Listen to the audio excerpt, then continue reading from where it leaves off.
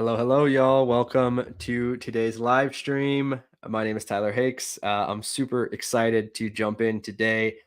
We have a very special guest for y'all. Our friend Ross Simmons is joining us today, and we're going to be talking all about content repurposing. So if you are in content marketing, I am sure you have given a lot of thought to how do we get more value out of the content that we're creating? How do we make our budget go further? How do we drive more clicks, more engagement? Grow our email list, whatever it is you're trying to do, content repurposing is definitely going to help you get there. And today we literally have the man who has written the book on content repurposing, sharing his thoughts and insights. So before we kick things off, I have a couple of quick requests and things I want to mention for you. Number one, drop a comment in the chat. Let us know who's here. Just say hello. Let us know where you're from and where you're joining us from so we can see who is joining us. Number two, hit the like button, hit the subscribe button. If you like this video, it's going to help other folks find it. It's going to help us grow our audience and continue to bring on awesome guests, host these free workshops, Q&As, webinars, etc. Number two, hit the subscribe button because we've got an amazing slew of upcoming workshops and Q&As and webinars already on the schedule. So you want to be subscribed so you know when those are coming up. We've got great guests coming up in July, August, and September. So go ahead and click that subscribe button. Make sure you follow us here on YouTube for all of those upcoming sessions. Number three. Are we at number three? I lost count. I want to invite you, if you're not already a member, to become a member of Tofu. Top of the funnel, Tofu is our free Slack community. All of the workshops and the live streams and things that we do here on YouTube, we talk about those. We plan those in the Slack community. We have over 3,500 marketers, freelancers, writers, SEO folks, agency owners, all hanging out in Tofu. There's lots of great discussion, people asking questions, sharing work opportunities, getting feedback.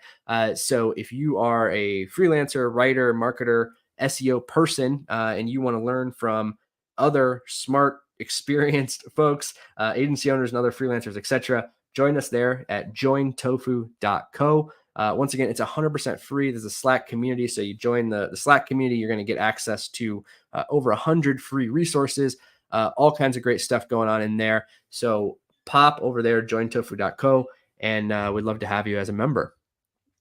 Okay, y'all, with all that out of the way, let's kick things off with today's workshop. So as I mentioned before at the top, super excited to have our friend Ross joining us today. We're going to be talking about the content repurposing playbook and his new book, Create Once, Distribute Forever. Ross, hey, how's it going, man? It's going great, Tyler. Thanks for having me. Super excited to be here and always excited to talk about this topic. This is going to be fun. Yeah, man, I feel like you have been perhaps one of the leading voices for the content repurposing campaign as long as I've been in content marketing. I've been trying. It's definitely been something I've talked about for years, and having the chance to like press publish on a book on the topic really was a nice feather in the hat, so to speak, to kind of say like, all right, I've talked about this for years. Let's give people a playbook and a breakdown on how it's finally done. So I'm excited to have the book launched. If you haven't already checked out Create Once, Distribute Forever, it's available wherever you get your books. Check it out. But today I'm going to be diving into it deeply, and I'm super excited for that. Yeah, man, we are excited to have you. And yeah, if you haven't already, pop over to Ross's website. And I know that you can find the information on the book there.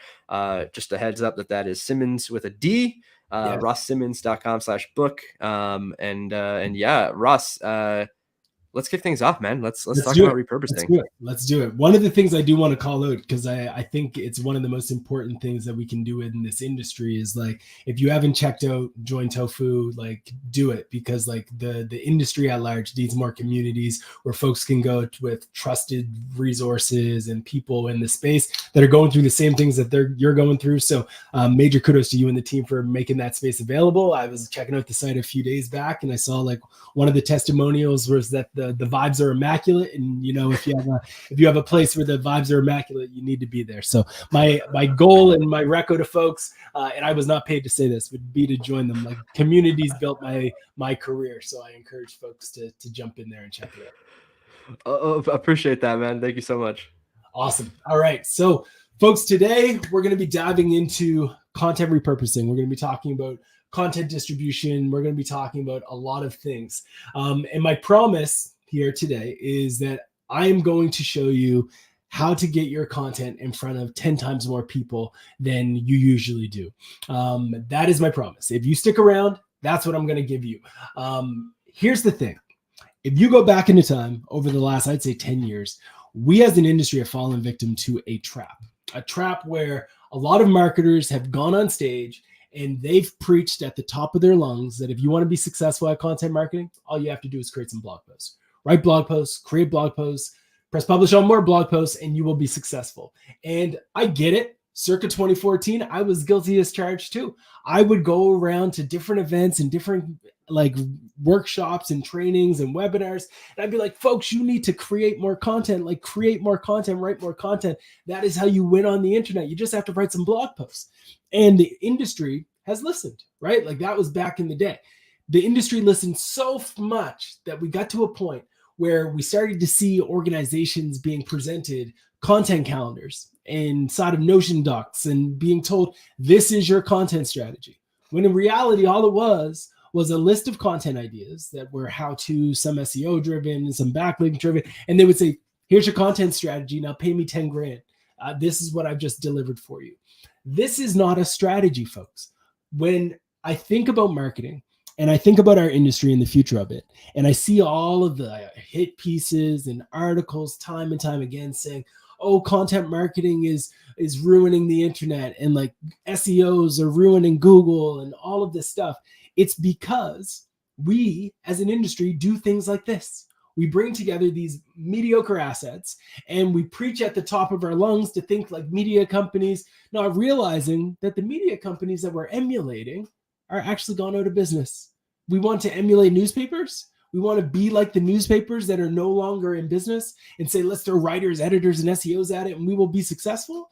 No, let's think about what allowed newspapers to be successful. Newspapers were successful because they had distribution for decades before mobile phones came into being, because they had distribution directly to the front door of every single person. It was the first job of many of our parents to go around and drop off newspapers at their neighbors' doors, right? That was a way of distribution. Then the internet came, broke that whole thing up, right? And we wonder why, whenever we talk about content marketing, everybody's all hostile. The hostility is because we've, as an industry, have forgotten that this industry is two words, folks. It's not just content. You're not just in the content industry. You're in the content marketing industry. You have to market the content that you create. You have to promote it. You need to amplify it. You need to do research to understand who's going to care about the things that you're creating. That is the key to win. So when we think about media companies, I encourage all of us to think like media companies like Masterclass, to think about media companies like Disney, to think about media companies that don't just think in singular assets, but think in multimedia assets that can live on the back of single pieces that are created, right? When Masterclass presses publish on a course, they create blog posts about the course, as well as things that are parallel to that. And then they create infographics, YouTube videos, reels, stories, pieces that go into Reddit, press releases. They develop a wide range of different things. And some of you might already be ready to try to cancel me and say, wait, Ross, are you saying blogs don't work? SEO blogs work, they work. I agree. I'm not saying that blogs don't work. What I'm saying is that we should create things that are worth distributing. If that means that you're going to create blog posts, then do it. But make sure that those blog posts are actually being distributed. They're actually being amplified. They're actually being spread in the channels where your audience is spending time. If you can do that, you'll win. You will 100% win. I want to share with you a framework that I talk about in the book, which is called the 4 E's. Educate, engage, entertain, and empower. If you start every intentional asset with the idea that you're going to do these 4 things, you're going to be 10 steps ahead of the competitors. Don't just press publish on a piece for the sake of it. Don't just press publish on a piece because it's in your content calendar. Instead, what I encourage you to do is ask yourself, is this piece of content that we're about to press publish on going to educate people? Is it going to engage them? Is it going to entertain them? Or is it going to empower them? If you can do all 4, then go to foundationinc.co/careers and send me your job application. I would love to chat with you ASAP. But kidding, but not kidding at the same time. But like, these are the things that you should be thinking about when it comes down to creating great content. You need to create content that educates people, provides them with information that they never had before. It could be how-to, it could be research, it could be data, it could be a comparison page between your product and the next. That's all educational information. You could also create engaging content, a personal story. You could create thought starters, opinion pieces, even covering controversial topics. Like, these are things that get the people going, right? Like, you might want to go down that path. You can create content that's entertaining, right? Maybe you throw in some personal stories that have some humor to them. Self-deprecating content always does well, especially on LinkedIn. But don't cry on LinkedIn and like talk about how you did something that you shouldn't have. Like, that doesn't work. But like, entertain people, make them smile. Those are good things to do. And then empower people. And I've recently added this one to the list because I've had an epiphany. And the epiphany is this: when you start to celebrate other people, when you showcase the success of other people, your tribe, your community, your clients, the people you work with, people in your industry, and everybody's able to win, everybody gets better. So don't be afraid to spotlight success stories of your clients, of your people, of your friends, your partners, your integration partners, or products that you've collaborated with. Don't be afraid to do that. Those are the 4 E's. Once you have that, it's time to distribute your content forever. You have to take these assets, and I call them assets intentionally because as marketers, we oftentimes think with this cost mindset of, oh, we're just writing blog posts, we're just creating things. No, we should be thinking about these things as assets, as in you've invested time or money to create something of value, and now let's extract value from it. You can extract value from it by distributing it. You distribute that asset across the wildest places, all the places possible.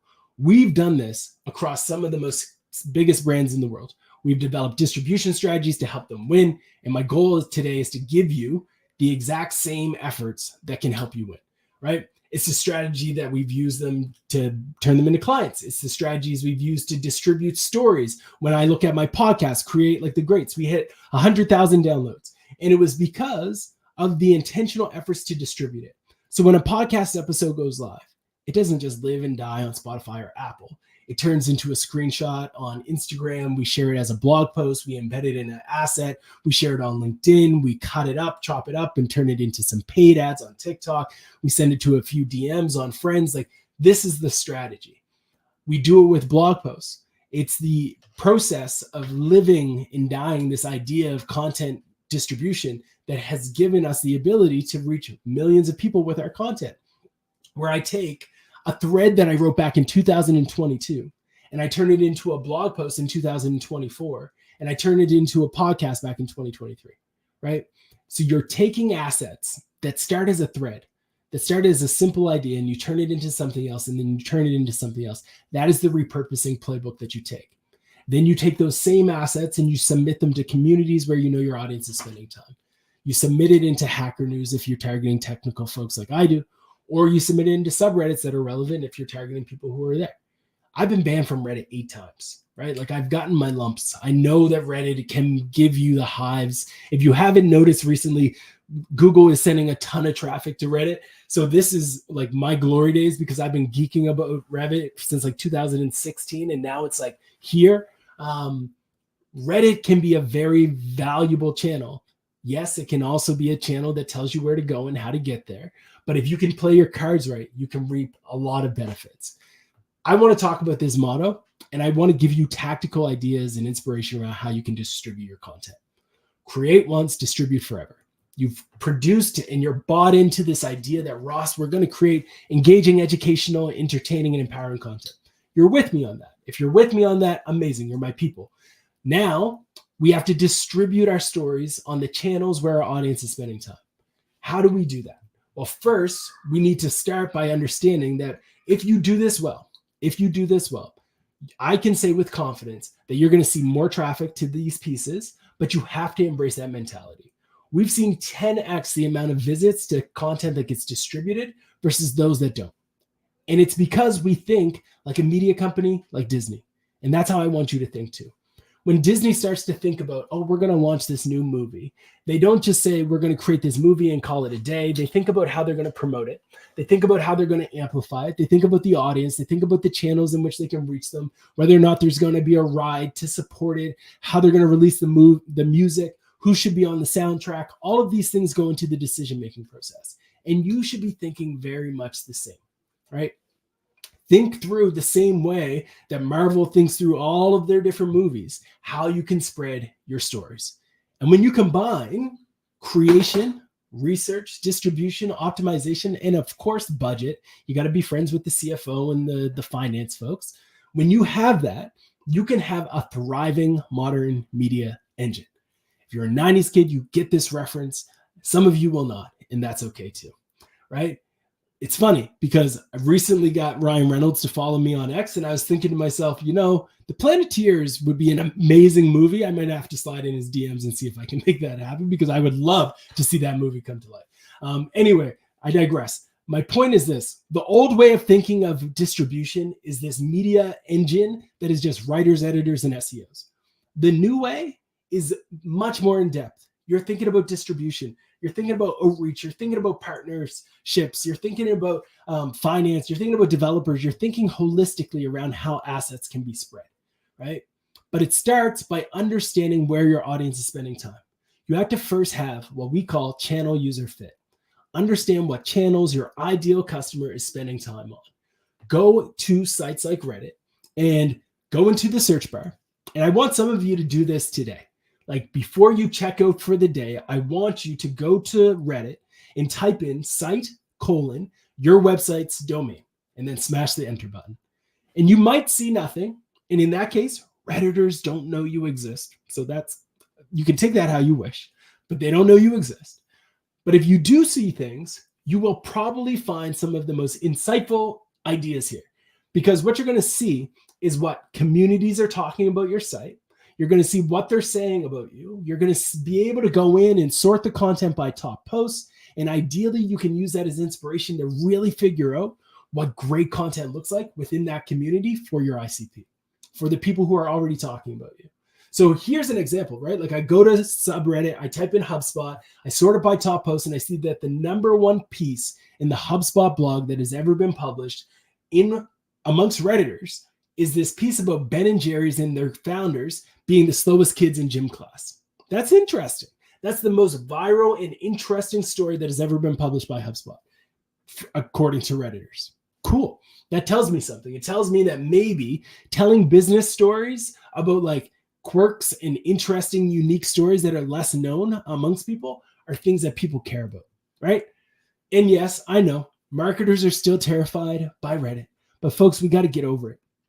We have to get over this fact that, like, yes, Redditors will tell you where to go and how to get there. They will also help you win your fantasy football league. If you go into that channel, there's our fantasy football subreddit. I'm a big fan. Strongly encourage you to check that out. But if you can go in and actually study the communities, you can capitalize on data like this. Reddit is currently generating over 560 million visits from organic search. It is crushing it when it comes to search. I shared a thread on X. I also shared it on LinkedIn if you're anti-X, so you can check it out on either platform. But I break down the data around how these channels are showing up. And we've been monitoring how well Reddit is doing against highly competitive keywords for our partners through a tool called Stat by Moz. And it's been amazing to watch the fluctuations that have happened with some high priority sites versus Reddit. But Reddit is blowing up, folks. For keywords like these, which are very competitive and are valued as a lot, we're seeing Reddit show up more and more. And because of this, I encourage you to think about how to distribute your stories in Reddit, right? This mantra, create once, distribute forever, is intended to give you the ability to see that this is where you should go. It's not just Reddit, though. A lot of times when I talk to B2B professionals specifically, they typically only think about LinkedIn and X as like the channels you can distribute, and of course, Google and YouTube maybe. But it's important to note that like people are kind of like onions, to a reference that Shrek made back in the day, where we all have these different layers. And within these layers, like we're also just humans who maybe from 9 to 5 might be suit and tie, but from 5 until 10, we're like on Facebook, on Instagram, just like scrolling. And recognizing that, you might realize that there's Facebook groups where marketers are spending time. There are subreddits where your ICP might be spending time. And if you can start to think that way, you might start to realize that these are channels where you can distribute your stories too. I went out and I started to acquire Facebook groups way back, where I would reach out and send into the DMs to people who would own Facebook groups where my audience was spending time. And I'd say, hey, I noticed that this page hasn't been like active since 2015. Would you sell it? And they're like, yeah, for $5,000. It's like, okay, that's interesting. Then I was like, what else do you have? Like, is there anything else? Turns out he also had a website associated with this. I was like, cool. So this is like a mini media empire. What are your thoughts on a lower price? The best I can do is $3,000, right? This page had thousands of people in it. And I now had access to these thousands of people because I slid in the DMs and I asked them if they would sell it. That simple, right? Create once, distribute forever. I paid back that $3,000 after 2 posts. I put up 2 posts. Both of those posts drove to a product. That product with sales took me to $3,000 and it paid for itself that quick, right? Here's another thing to keep in mind. The same way that we're doing this live webinar session, like this makes for great content that can be chopped up and turned into clips. Gong has done this extremely well. You find microseconds, moments in the clips where powerful dialogues are shared, mic drop moments where you're like, oh, people would applaud that. You chop that up and you start to share it on LinkedIn. You take those moments and then you re-listen to them. You transcribe them maybe in ChatGPT, you download the audio file, and then you rewrite it into a piece of a status update. And then you see if that status update gets a bunch of likes. Oh, that's another signal. So let's take that status update and turn it into a carousel. Let's turn it into slides. Oh, you've developed an ebook. I love talking to brands who develop ebooks because they'll create these ebooks that sometimes cost like $15K, $10K to create. They'll put so much energy into them. Sometimes they're like, I worked with one brand and they spent like $60K on an ebook. They brought in like experts and research and tons of money to create it. And they press publish on this thing and they thought that the world would just like be attracted to this thing that they press publish on. And they were like, why isn't anybody downloading this? We spent so much money on it. We spent so much time. It was like a whole quarter of our time because no one knows it exists. Nobody knows what's in it. You have a landing page that's literally the picture of the ebook, a PDF, boring, and a form. Nobody's trying to be excited by that. You know what they do get excited by? Data. So let's read your ebook and find key data points and put those data points on LinkedIn and let people talk about them. Let's take those data points and turn them into ads to drive people to your ebook. We lost your audio, Ross. You did. I got too excited. Talking and I touched my mic. It's very sensitive. But folks, it's like you go into the ebooks, you look for those key moments, and then you need to turn them into assets that capture people's attention. And the same thing exists with blog posts. You take blog posts that exist on your website, turn them into articles on LinkedIn, turn them into the newsletter function within LinkedIn. So more of the people who are connected to you get notifications as soon as they go live. This is the playbook that works. You want to distribute your assets. You create valuable things and you do not let them collect dust. You distribute them forever. You go into subreddits and you share them. You go into questions on Quora and you start to answer those questions with links, right, to your content. One of the best examples of Quora marketing that has ever happened is through Jason Lemkin of Saster Ventures, where he identifies questions that are happening on Quora that are relevant to SaaS companies. He'll find these questions, he'll answer them in depth to give enough value directly in the question where people feel like they got a lot of ROI out of it. They don't need to click on the piece, but if they want to, the link is there. And that can drive additional traffic to your site. Create once, distribute forever, folks. There's also an opportunity in newsletters, right? I think that honestly, newsletters are one of the most underrated opportunities right now in all of marketing. Right? We all have a major opportunity. And I know that people say, oh, everybody's talking about how everyone needs a newsletter. I'm not saying that you need to have one, but I'm saying that there's an opportunity to sponsor them. There's an opportunity to reach out and try to find out how you can get your links included in them. Because if your ICP is subscribed to them and you can get your content featured in them, that can be a major driver for your business. right? If you're not sure how to do it, you can go to Substack, you can go to Beehive, you can go to Kit, formerly known as ConvertKit, and go to these sites and type in keywords that are relevant to your space and try to find and see, like, is there a newsletter dedicated to this, to social media strategists, to CFOs, to CTOs? You go in and you look for that. And then when you find it, you reach out to the owner and try to see if you can figure out a way to get in. Same old application happens with Google, right? You go to Google, you type in newsletter and CTO, and then you start to see a list of a bunch of newsletters that target CTOs. And if that's your ICP, if that's your audience, the next step is to reach out, is to find out who it is that is running these newsletters, reach out to them and try to engage. And if at that point you're still like, okay, how else can I get in front of them? Like, they're not responding. I want to do a partnership. On the Substack side and like the personal newsletter side, here's a pro tip. If you run a newsletter, you read every single response. So when somebody replies, if you reply back to that newsletter and they've sent one and you compliment them, you're like, hey, I love this copy that you did. This version was great. It was filled with valuable insights on this, this, and this. I really think your audience would appreciate some of the latest research we did on ABC. If you think this is interesting, I'd be happy to chat with you through it, or happy to give you more context on why this is so cool and whatever it is. They might not say anything, but what you're doing there is you're now building a relationship. So that relationship in the future can be easier for you to get your content featured in. That is the playbook, folks. Newsletters to distribute your content can be a major win. You don't always have to run your own newsletter. You can leverage other people's audience to drive more audience for you. So here's something else that's important. I love using communities for getting insight into content that I should develop. So I'll go into things like tofu and be like, all right, let's see what everybody is talking about in this space. And if I notice that everyone in tofu is talking about Google's algorithm, then maybe I should write a piece on Google's algorithm.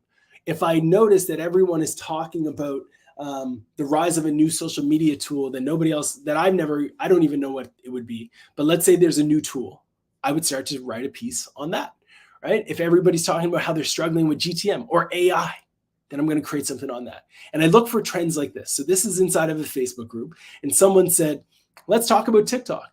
And then they got 56 comments, 177 other people were liking it and commenting and digging it.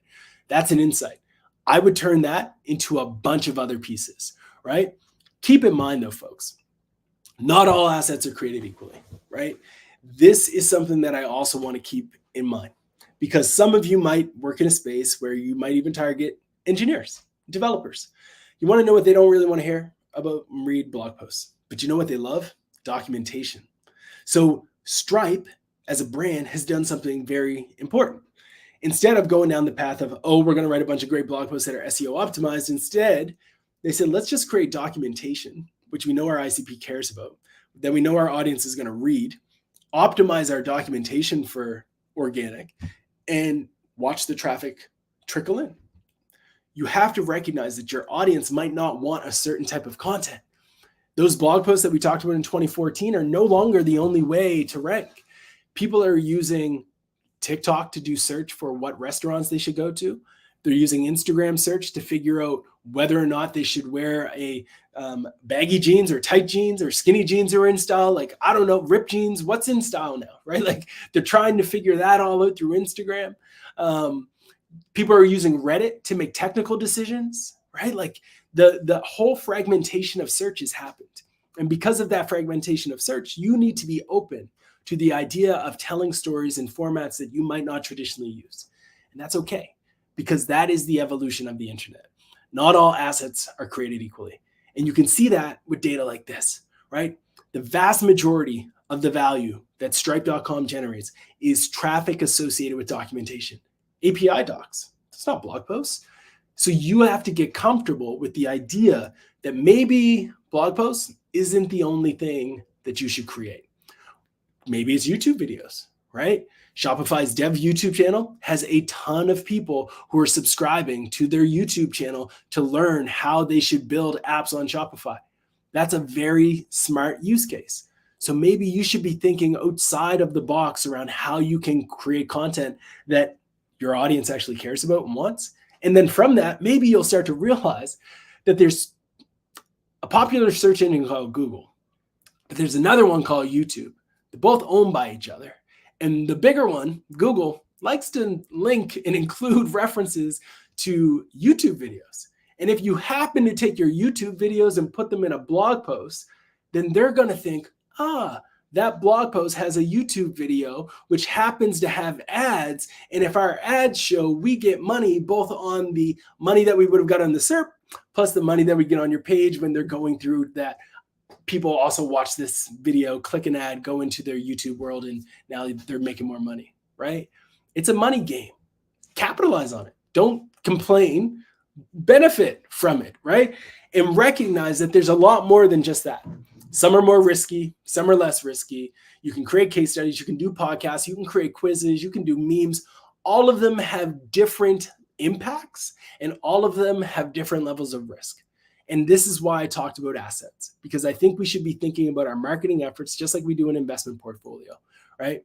The way that I invest in the stock market, in the bond market, in crypto, in all that stuff is going to be very different from an 80-year-old. And it should be, I hope. The same thing should apply to marketing. The way that a B2B SaaS company is like investing in content that has already made it publicly traded, crushing it, versus an up and coming startup that has 2 people on their team invest in marketing should be very different, like ridiculously different, because you have fewer resources. They have greater resources. You have no brand reputation. They have all the brand reputation. They have full trust. You have no trust. The game is different. So you have to play a different game. And that's the way that we should be thinking about content and the way that we distribute our stories as well, right? This is the old way that brands thought about distribution. They would prepare, they'd launch some content, they'd share it on their primary channels, and then that was it, right? Like that's it. That's the game. 12, 24 months later, they might update it. They might revise the content. The new way is this. You prepare for your content. You launch it. You send it out to your email list. You share it on distribution sites like social, etc.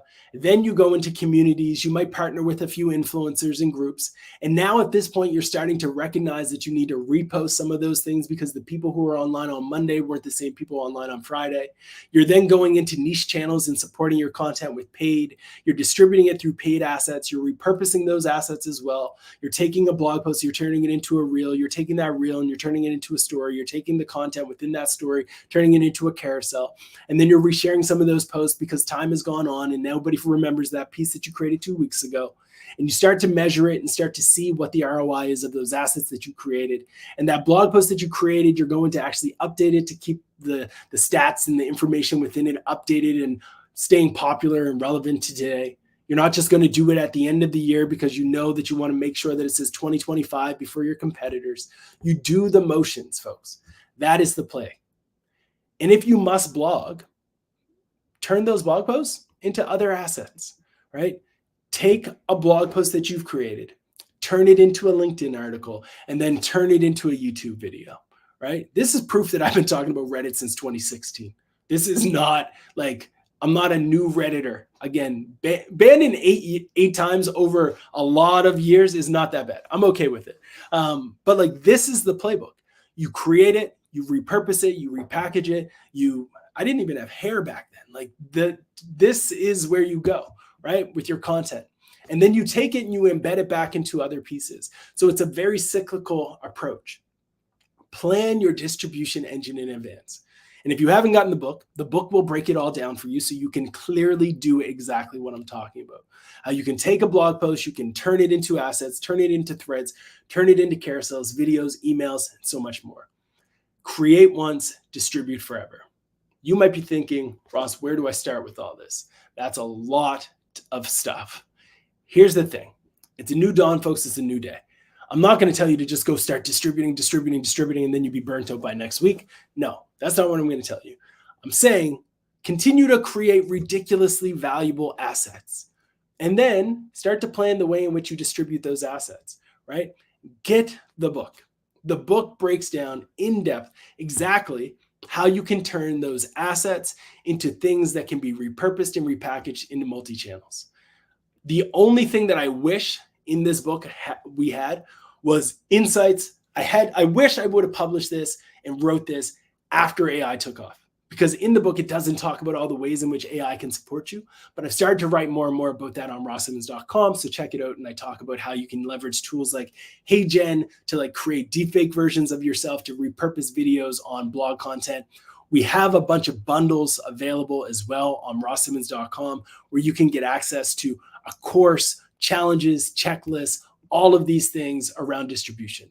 From playbooks that we've created to checklists on how to distribute your stories, it's all here. And we bundled it up to make it easy for you to get both the book and these packages together.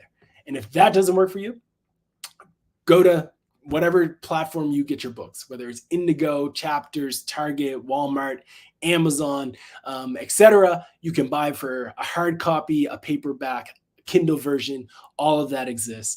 And I think you will get a ton of value out of it. Folks, at the end of the day, like I said, it's a new dawn. As algorithms continue to change, it becomes more and more difficult for us to stand out amongst the noise. All of us have to think differently. We have to think differently around how we create valuable content in formats that our audience wants, and then distribute those assets in the channels where our people are spending time. And if we can do that, successfully, I'm confident that we will all be able to win. We will all be able to reap the rewards, and we will all come out of this saying, yes, I'm very grateful that I took that advice and I started to distribute my content forever. Happy to answer any questions that you folks might have. Tyler, if you want to do a quick Q&A, happy to do that as well. But folks, thank you from the bottom of my heart for all the support. If you've already bought the book, thank you for helping me become a bestseller. I appreciate all of you. And as always, if you have questions, you can find me on the internet, connect with me on LinkedIn, connect with me on X, YouTube, all the channels. I would be doing a disservice if I said I wasn't there. Ross, that was amazing, man. Thank you so much. Yeah, really excited. I definitely want to dive into some questions. Before we do that, let's just give another quick shout out here for Ross. So once again, find his book and all the bundles and whatnot that he mentioned on his website, rosssimmons.com/book. And then he mentioned it briefly, but you can find him, I know for sure, on X, aka Twitter. The coolest cool on over there, and I'm sure you can find his socials elsewhere on his website, etc. as well. Cool, awesome. Well, again, Ross, thank you so much, man, for this. It's super helpful. Let me jump into the chat here. I'll just say, first of all, if you have questions for Ross, you want to talk about distribution strategies, channels, etc., anything that he just covered, or his book, etc., pop that into the chat. We have some time here with Ross to answer questions. Christy was asking if there is a recording available. Christy, yes, you can watch this session on demand by just visiting the same link. The YouTube link will take you to the recording after the live stream as well. So, Ross, you touched on briefly, you sort of wrote the book before kind of the explosion of AI. And you mentioned that you've been writing more and more about AI recently.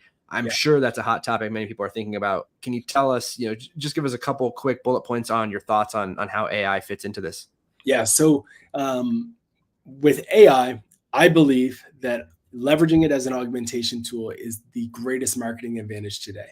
It's easy to fall into the trap of saying, let's fire our social media team, let's fire our writing, let's throw AI at it and call it a day.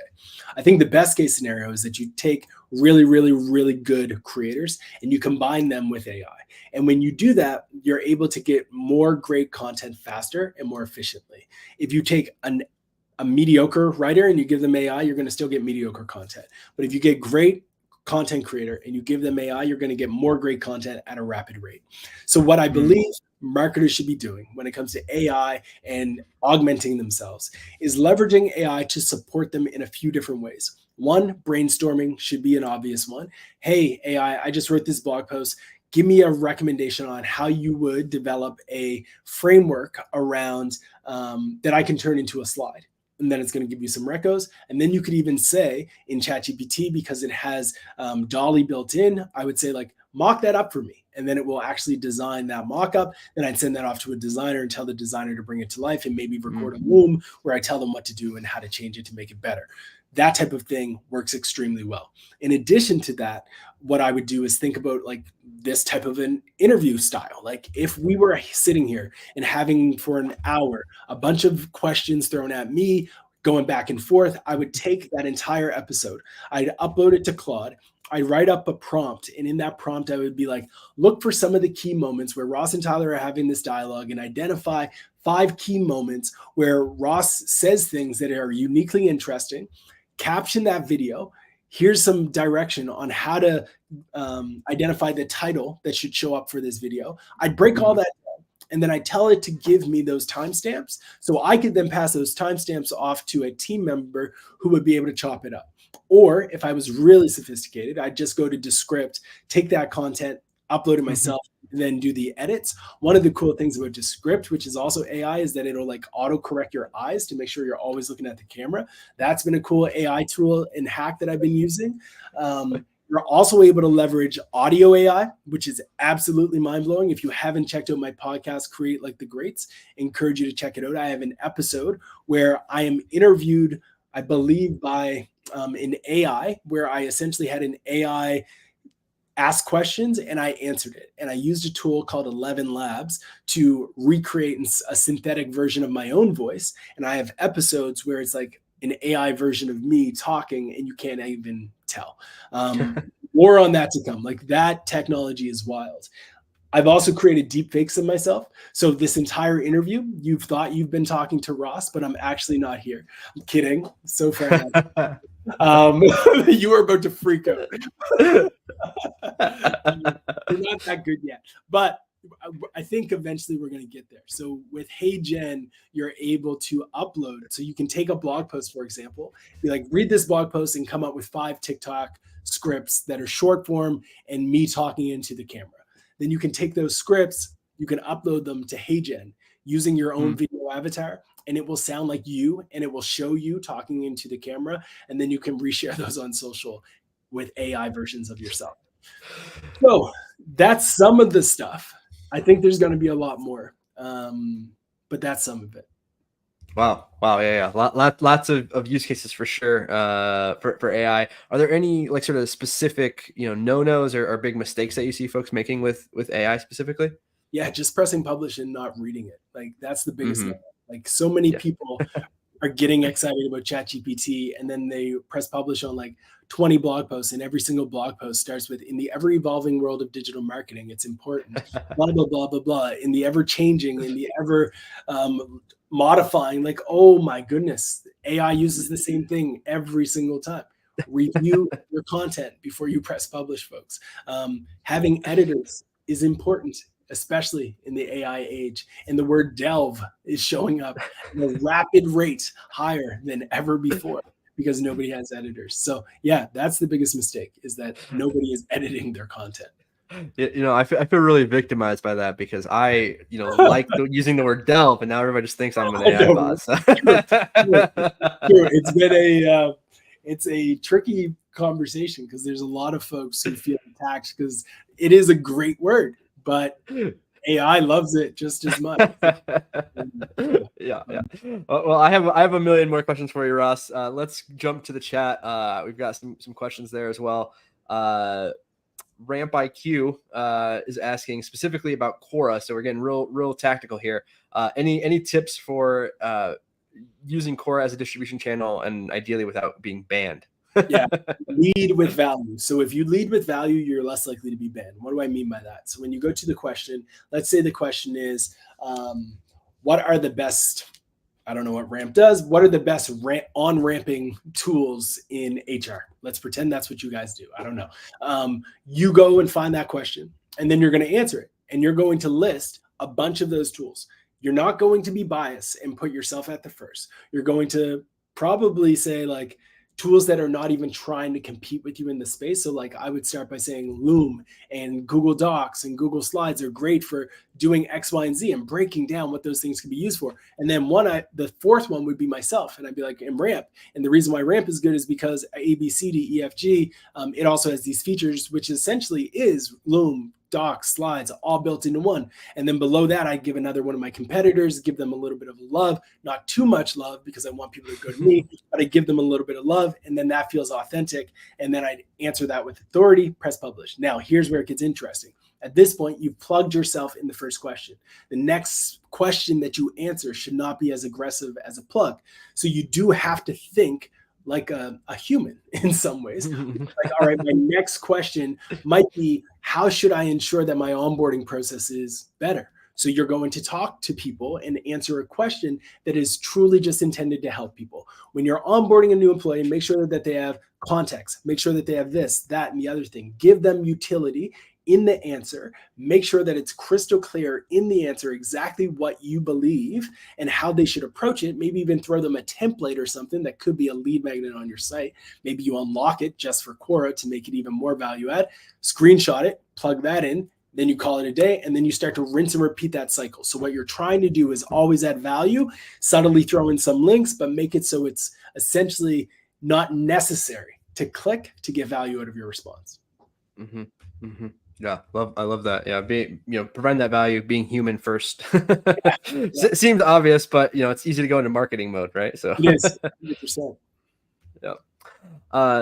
Another super like tactical question. Tanya is asking about. So you mentioned Facebook groups. There's also LinkedIn groups, Reddit, that kind of thing. How do you all generally handle this, Ross, in terms of like the account? Like, who is this actually coming from? How do you represent yourself? Those types of things. Great question. So there's a few different ways on different platforms. So every platform is different. On Facebook, ideally, you're able to go in as the page. So pages can join groups. It's hard to get approved. I will throw that out there, but ideally the page can get approved to be a member of the group. And if that can't happen, DM the mods and the admin people who run the group and ask them, hey, can we sponsor the group? And then they'll be more likely to allow your page in. If that still doesn't work and you have to go in as yourself, then I would say I'm just going to go in as myself and start to share this content on my client's behalf. This is what we did early on. And when I knew that nobody would know who I was, like I wasn't like a internet person then, so it was easier. But that was the way I would have done it back then.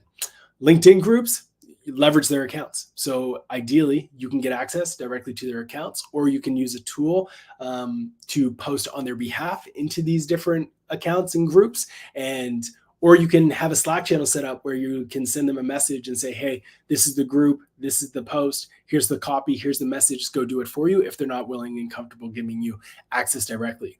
Reddit, you can set up net new accounts for the brand itself. So you can have two types of accounts, either one account that is exclusively for the whole brand, and then that represents that org on the platform.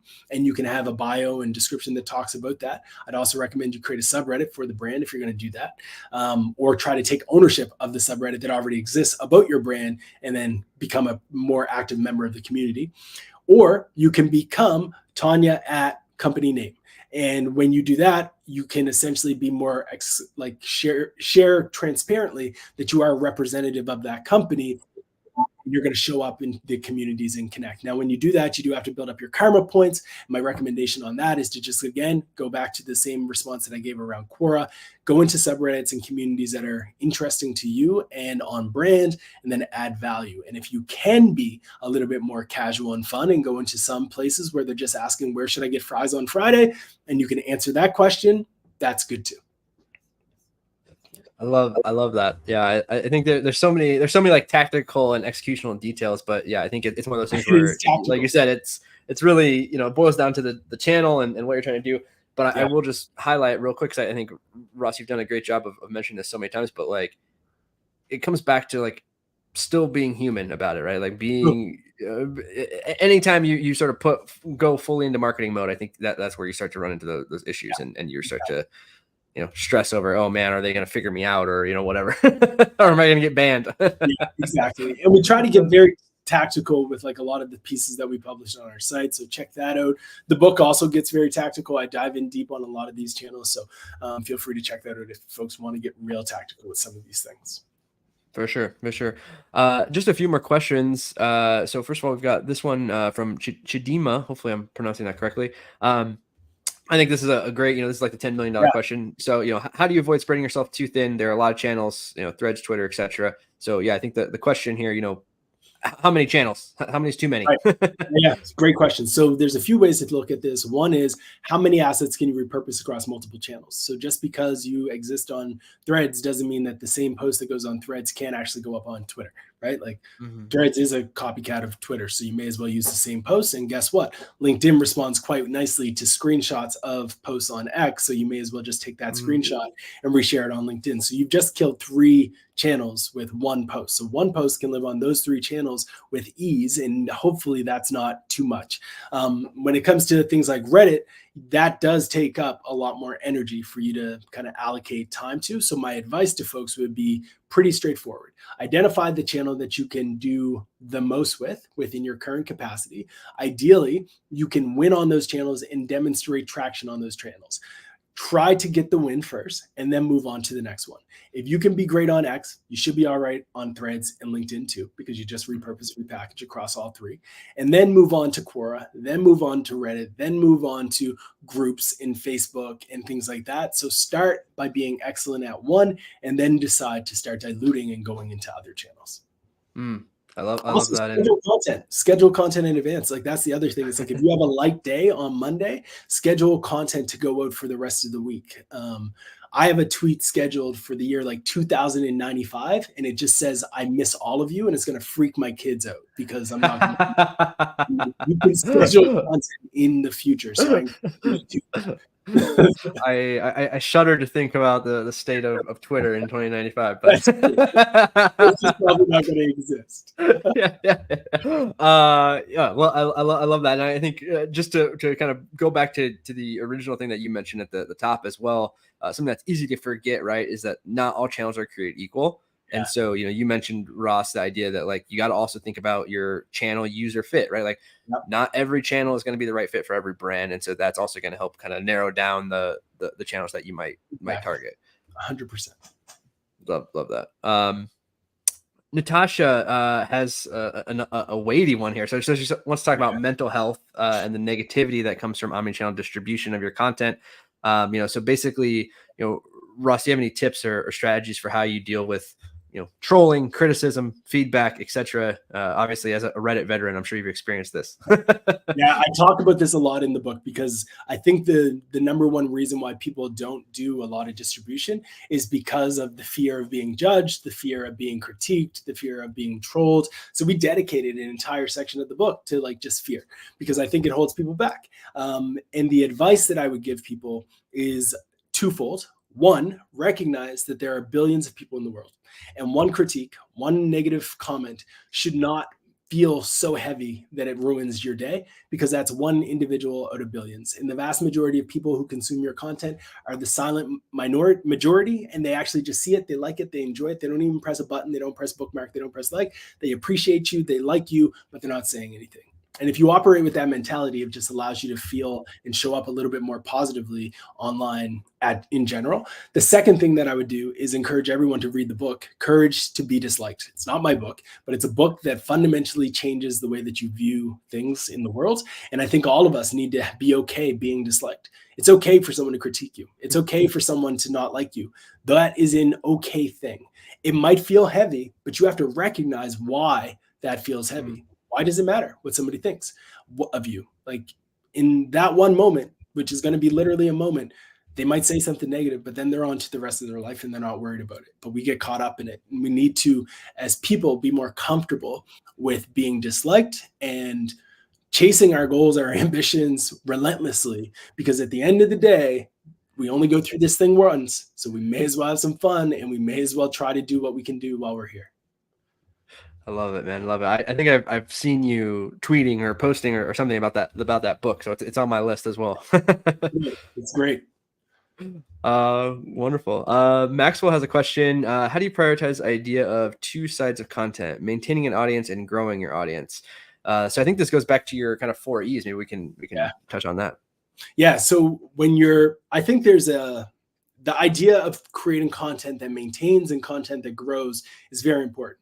You're essentially on the grow side talking about content that's essentially going to do a lot of that education, a lot of that entertaining. That those two buckets capture net new people to get into your world. They consume it. They're like, oh, I like this person. This person has added me value. I'm going to give them a chance. I'm going to hit the follow button. Now, when you start to engage with people, you start to facilitate a community. And when you have a community, that is the maintenance of your audience. One of the big mistakes that a lot of brands make and a lot of online personalities make is that after they get to a certain size, they stop replying to people. They stop like engaging with their network. They'll put up a post like, hey, what's the best thing you've ever bought for less than $100? And then they don't respond to anybody who's giving them advice for $100. Like, what are you doing? Right? Like, engage with your community. That's what it is for. Social media, not just media. It's a social place. So as a brand, you want to maintain your audience by having those dialogues, by looking for feedback, by giving them a sneak peek at something that you might be doing, by giving them an insight into the people behind the brand, to empower the people who have already swiped their credit card to work with you and celebrate them, to give them tickets to private events, all of those things. So how do you prioritize them? Which was Maxwell's question. The prioritization is dependent on where you are in the landscape of your business's growth. If you're early on and you have no clients, no audience, you're grow mode. You're all about growth. You're all about growth. You just need to grow. Once you have product market fit, service market fit, you've acquired customers, you're generating revenue on the back of your audience, now you have to start thinking about maintaining. And I'd say it's a 50-50 split, unless you can retire tomorrow if you wanted to. If you can retire, then just retire and just maintain and let that maintenance work for you. Right? So that would be kind of my perspective. Yeah, I love that. And going back to your analogy about the stock market, right? You know, you're kind of shifting, you're reallocating your portfolio, if you will. 100%. Awesome, Ross. Well, this has been an amazing conversation. I just want to say once again, thank you so much for joining us. If you all have not already, you know, make sure you go follow Ross on the socials. Check out his book at rosssimmons.com/book. Anything else that you want to mention or we didn't have time to cover, Ross? The only thing I would leave folks with is recognize that if you already agree with me that you should create valuable content, if you believe that's old news and you've already been creating valuable content and you just can't get over the hurdle of like promoting it because you don't want to be that guy, you don't want to be too promotional, etc. Think about it from this perspective. Right now, someone on LinkedIn, someone on X, someone on Reddit, someone on Quora, someone on Facebook is struggling and hurting and suffering because you will not promote the thing that could have helped them. And they're going to continue to struggle because they haven't seen the thing that you published 2 months ago and didn't reshare because you didn't want to feel some type of way. Keep that in mind, that there are people out there who would be better off if you took a second to be okay promoting your stuff a little bit more. And if you did that, you could fundamentally, potentially unblock somebody from a significant challenge in their life. You could potentially give them the insight or the inspiration that they need to have a fundamental life shift. Or maybe you give them an insight and an idea that changes the trajectory of their life, their family, and much more. So my goal and my purpose and message to all of you would be to get out of your own way, promote your content, and then let the world see how great you are, because you probably are already creating great stuff. Absolutely amazing. Great summary. And thank you so much again, Ross. I really appreciate your time. Thanks y'all for joining us today. Once again, if you haven't joined us in Tofu, pop on over to jointofu.co. We'd love to have you. And Ross, I've said it like 1,000 times already, but thank you so much. And I hope you have a great rest of your day, man. Appreciate it. Likewise. Thanks for having me. Cheers. Cheers.